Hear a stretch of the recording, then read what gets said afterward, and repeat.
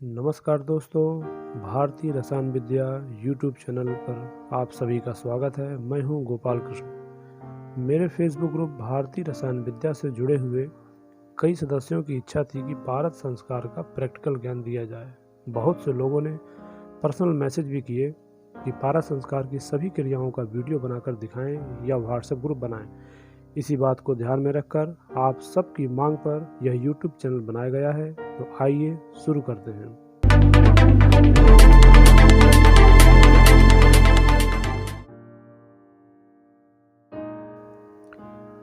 दोस्तों, जैसा कि आप जानते हैं कि पारद विज्ञान एक क्रियात्मक विज्ञान है।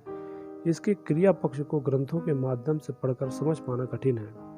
इसी बात को ध्यान में रखकर इस चैनल का निर्माण किया गया है।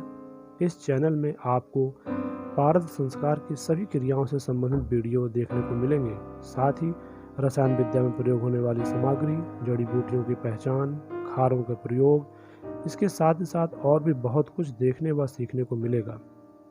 रस विद्या, रसायन विद्या, स्वर्ण विद्या, पारद विज्ञान या कीमियागरी सभी इसी के पर्यायवाची नाम हैं। हमारे देश में यह विद्या वैदिक काल से ही प्रचलित है। ऋग्वेद का श्री सूक्त इसी विद्या पर आधारित है। उसमें स्वर्ण बनाने की 3 विधियां बताई गई हैं। विश्व में जितनी भी प्रकार की विद्याएं प्राचीन काल में रही हैं और आज भी जो बची हुई हैं, उनमें से यह विद्या सर्वाधिक प्रचलित और संपन्न है। पारद विज्ञान एक तरह से मनुष्य के जीवन जीने का आधार है, क्योंकि इसी विज्ञान के माध्यम से हम अपने जीवन की सभी कमियों को पूरा कर सकते हैं। अपने आप को रोग रहित बनाकर संपूर्ण कायाकल्प करते हुए पुनः यौवन को प्राप्त किया जा सकता है। यह एक प्रकार का विशुद्ध विज्ञान है जो मनुष्य को भोग व मोक्ष दोनों देने में सक्षम है।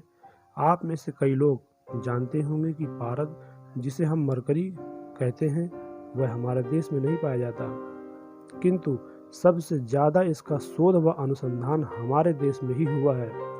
पारद के ऊपर जितने भी ग्रंथ लिखे गए हैं, वो सर्वाधिक भारतवर्ष में ही लिखे गए हैं। हमारे देश में अनेक रसाचार्य, रससिद्ध, मनीषी, ऋषि हुए हैं, जिन्होंने पारद के माध्यम से अपनी देह को यानी अपने शरीर को अजर अमर बनाकर पृथ्वी पर आज भी विद्यमान है। हमारे तंत्र ग्रंथों में 64 प्रकार के तंत्र कहे गए हैं, जिसमें सबसे आखिरी तंत्र पारद तंत्र कहा गया है। इस विद्या का विवरण जिस ग्रंथों में उल्लेखित है, वह सभी ग्रंथ संस्कृत में लिखे गए हैं। इन ग्रंथों को पढ़कर इस विषय की प्रामाणिकता को समझ पाना कठिन है। वर्तमान समय में इस विद्या के लगभग लुप्त होने के पीछे का कारण हमारी अपनी आलसी प्रवृत्ति रही है। हमने इसके मूल अर्थ को समझने का प्रयास ही नहीं किया। जितनी भी रस ग्रंथों की टीकाएं या अनुवाद की गई हैं, वो मात्र संस्कृत का हिंदी अनुवाद बनकर रह गई हैं।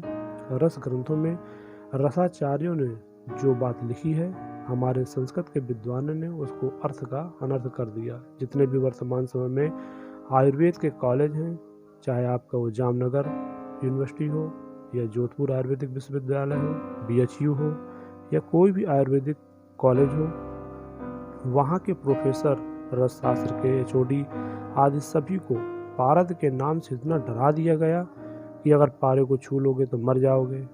इसलिए ना तो उन्होंने कभी पारद का क्रियात्मक ज्ञान सीखा और ना ही आगे की पीढ़ियों को प्रोत्साहन दिया कि आप पारद पे रिसर्च करें।